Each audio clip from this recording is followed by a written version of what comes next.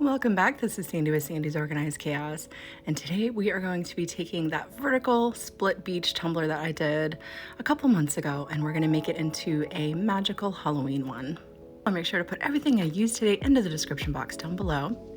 If you're new to my channel, don't forget to hit that subscribe button, and let's wake up, prep these tumblers, and slay all day. Let's do this.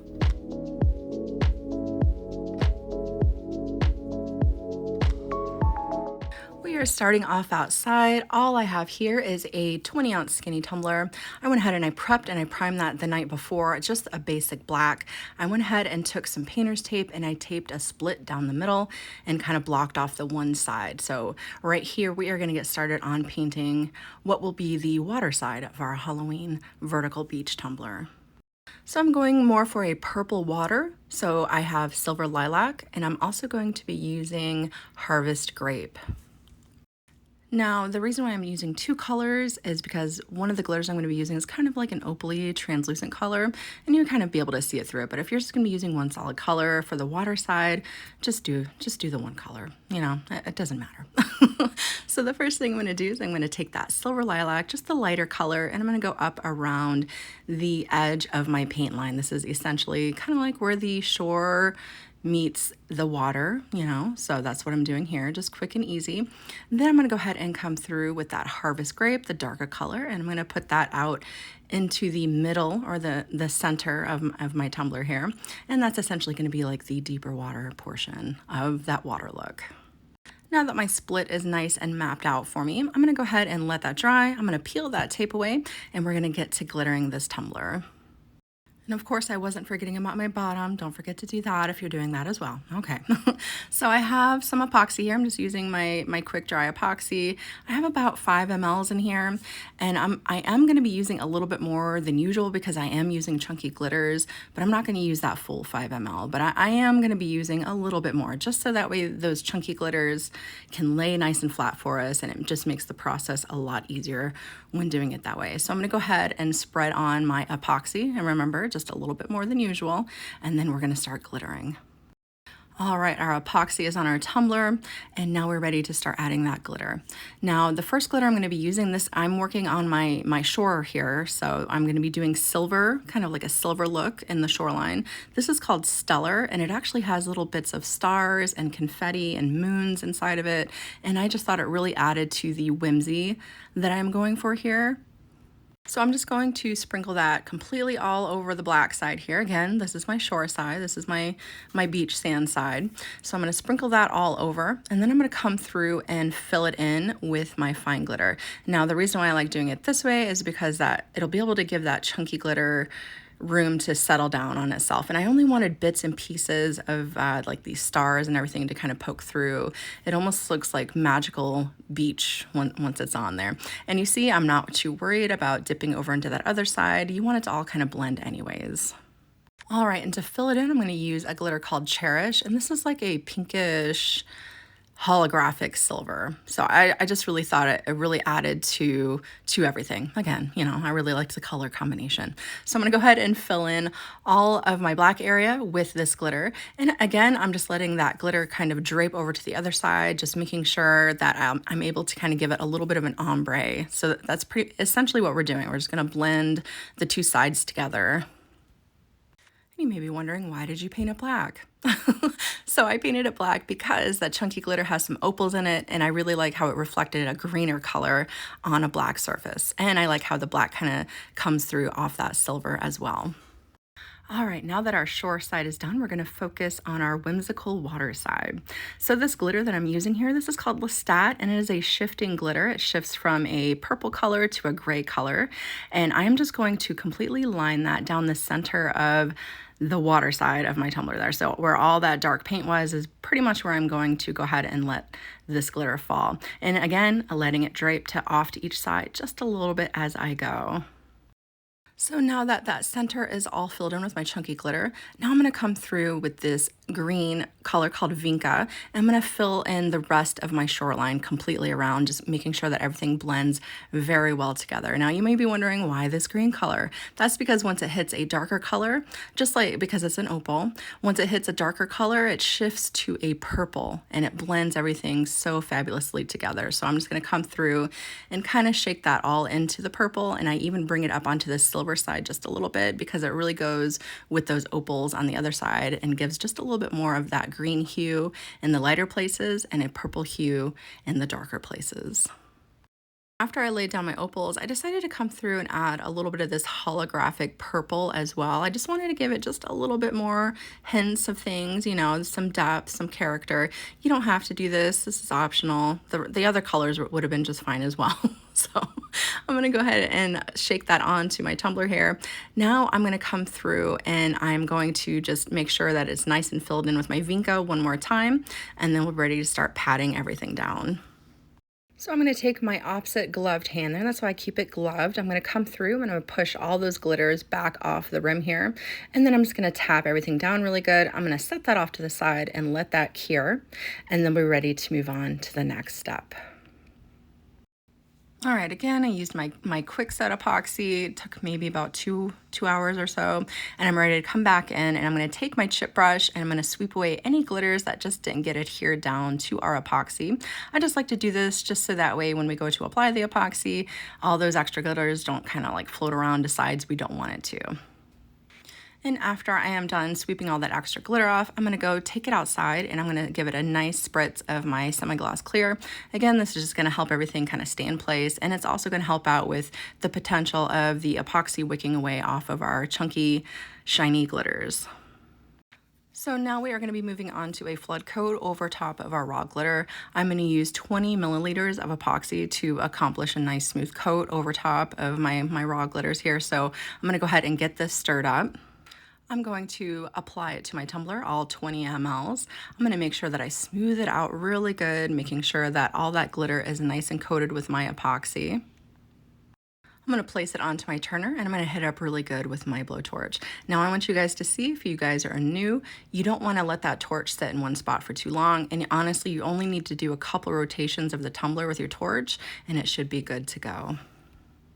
Now I'm going to go ahead and let that cure and we'll be ready to move on to the next step. All right, after it has cured, I'm gonna go ahead and remove any extra epoxy around the rim. I just find it's a lot easier when you do it when it's still freshly new, you know? So I'm gonna go ahead and I'm gonna take my sanding block and just knock down any major points, but I don't wanna sand it to the point that I might potentially ruin my glitter underneath. You don't wanna do that, just a very light sanding. So then I'm gonna come through with my rubbing alcohol, wipe down any materials that might still be on there from sanding it, and now we're going to start on our first set of waves.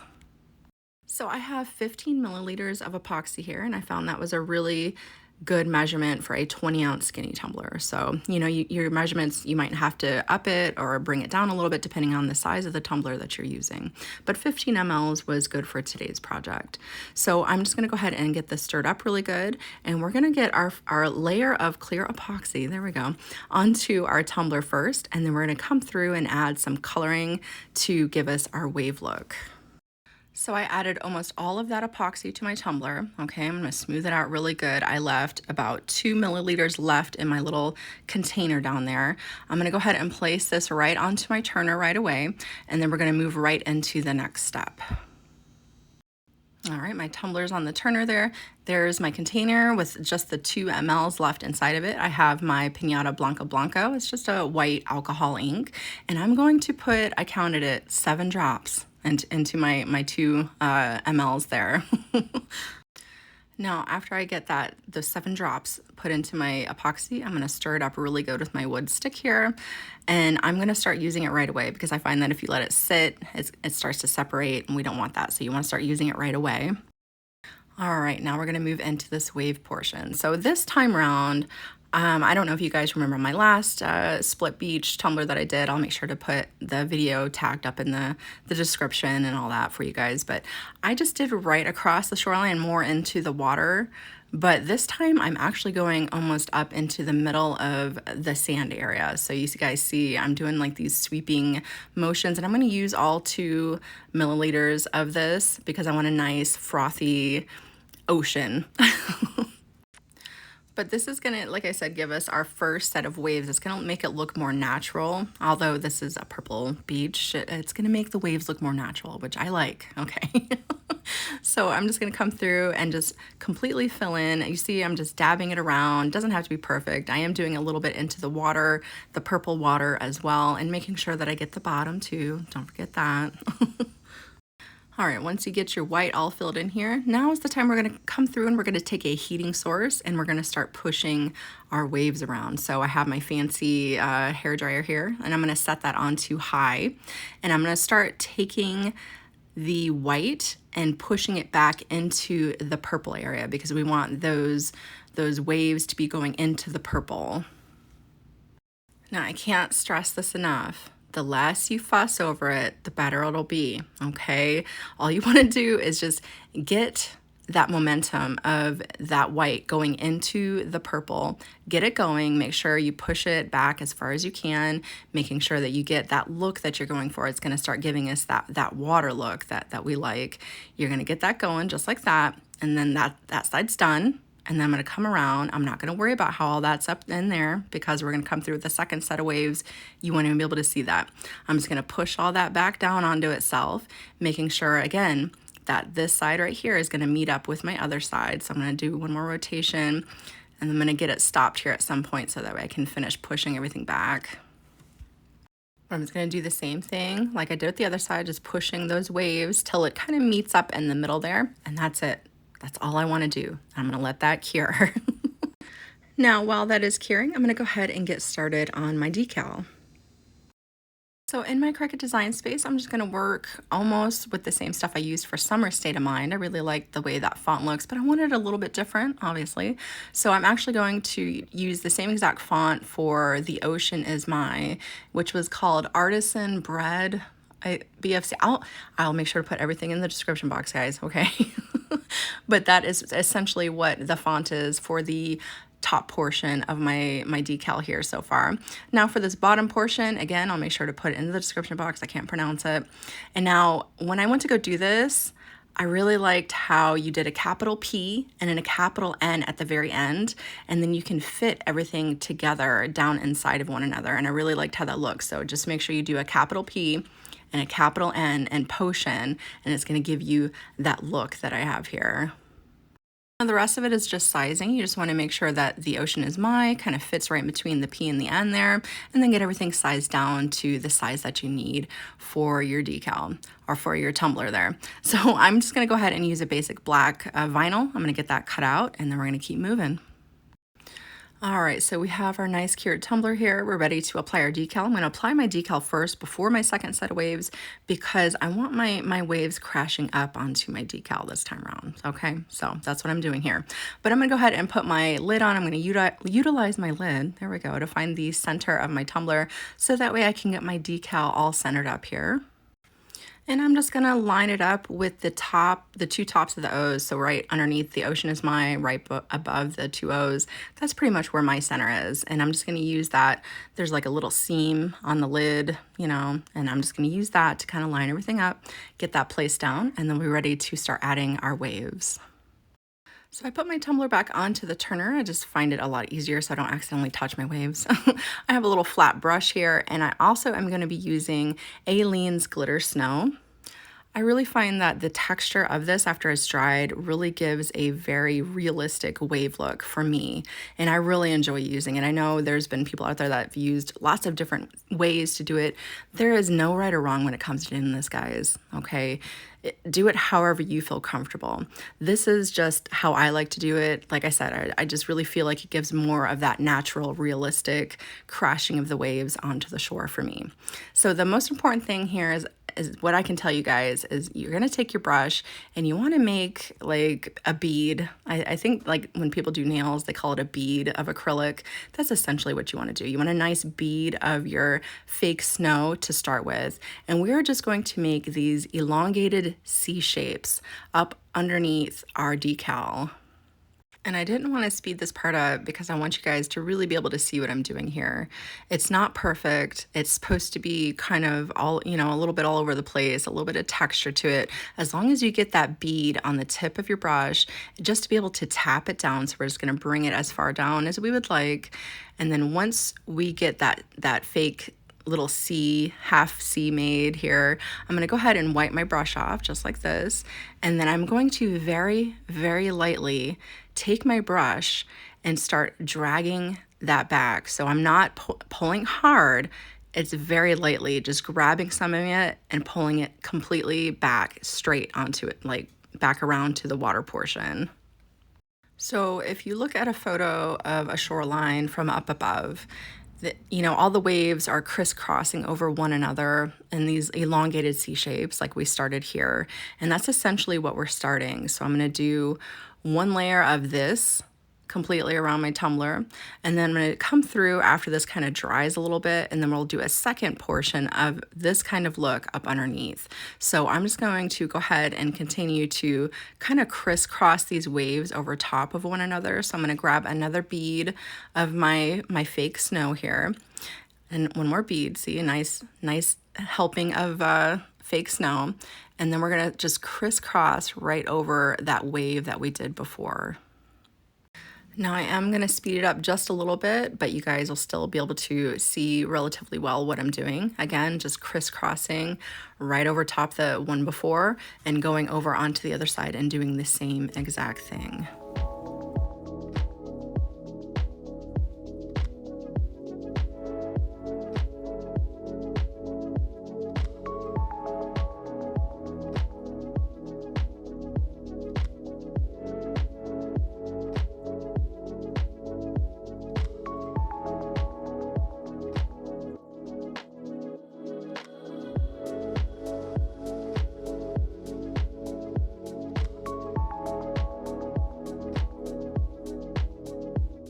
All right, now you see here, like I said, I want it to go up onto my decal just a little bit. So I'm just gonna bring it right up there, fluff it out onto the bottom of that N, and then just do the same, keep going and doing the same thing.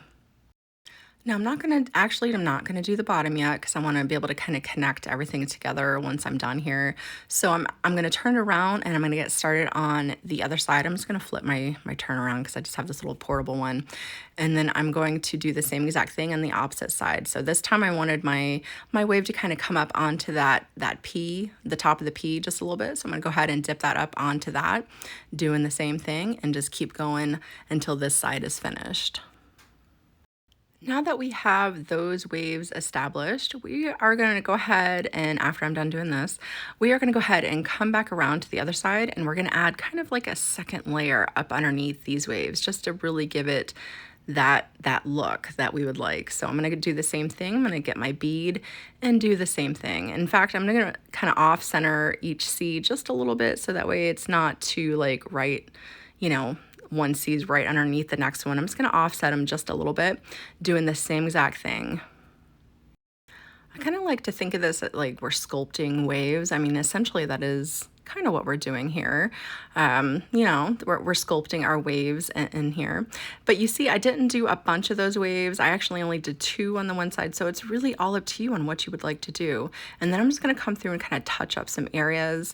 Again, whatever is aesthetically pleasing to you guys, just do it that way. But the great thing is the stuff dries relatively quick. So by the time you go to do the second wave underneath, the top waves are already pretty dry. So that way you don't mess up any of the waves you had started there. So this is what we have so far. And now we're going to go ahead and connect those waves around the bottom.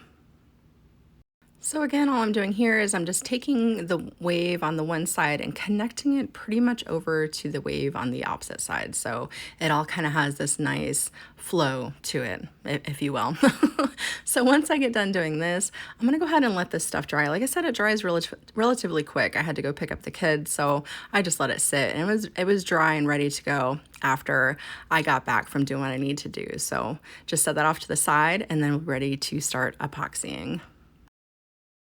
So before I epoxied, I just took my gloved hand and I kind of rubbed it over the fake waves there, and it just kind of naturally kind of knocked any big points down for me. So that's all I did there. And then I took it outside and I gave it a nice coating of my 2x Ultra, of course, just to make sure, everything goes well with my epoxy. I'm gonna go ahead and add its last two finishing coats of epoxy, and she is good to go. Whether you take this design and duplicate it as is, or you take it and let it inspire you to create something that is completely your own, I hope that you guys had a lot of fun watching this tutorial today.